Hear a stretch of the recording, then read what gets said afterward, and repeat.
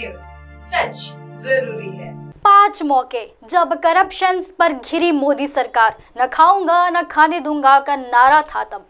नोटबंदी और जीएसटी जैसे कदमों पर हाल ही में मोदी सरकार भ्रष्टाचार और काले धन के खिलाफ बड़ा कदम बताती है, लेकिन खासकर विजय माल्या और पीएनबी घोटाले में वित्तीय अनियमितताओं के मामलों पर सरकार की सख्ती के सवाल पर घेरे में खड़ा कर दिया है।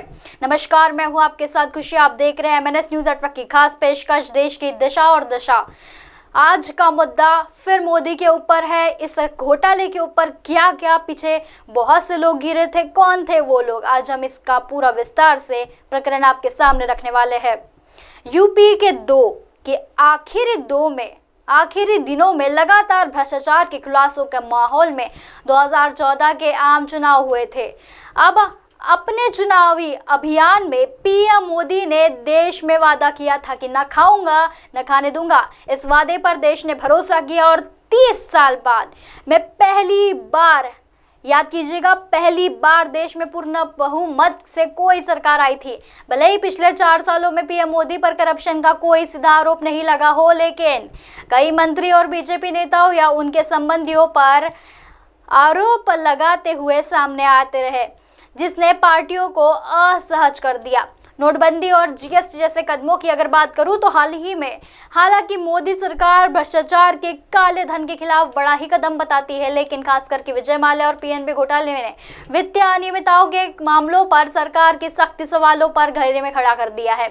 पीएनबी घोटाला और बैंक में पीएनबी का मामला फिर सामने आया हुआ है, जिस पर सार्वजनिक क्षेत्रों में बैंक पीएनबी में हजारों करोड़ों का घोटाले का सामना खुलासा करती है।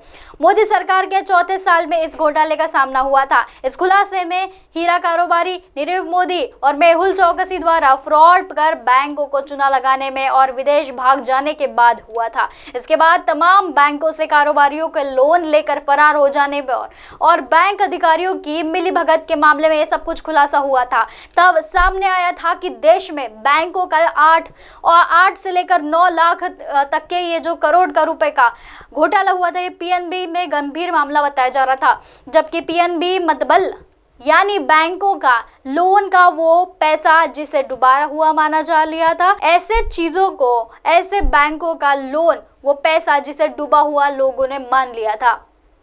अब इस घोटाले में कौन कौन लोग पीछे थे और कितने लोगों का कितने सालों से हाथ था, और मोदी सरकार के साथ साथ मोदी सरकार भी इस जो घोटाले में सामने आई थी, इस घोटाले में और क्या क्या किस्से सामने आने वाले थे, ये हम आपको अगले प्रोग्राम में बताएंगे। तब तक के लिए बने रहिए एमएनएस न्यूज नेटवर्क की खास पेशकश के साथ देश के दिशा और दिशा में। ये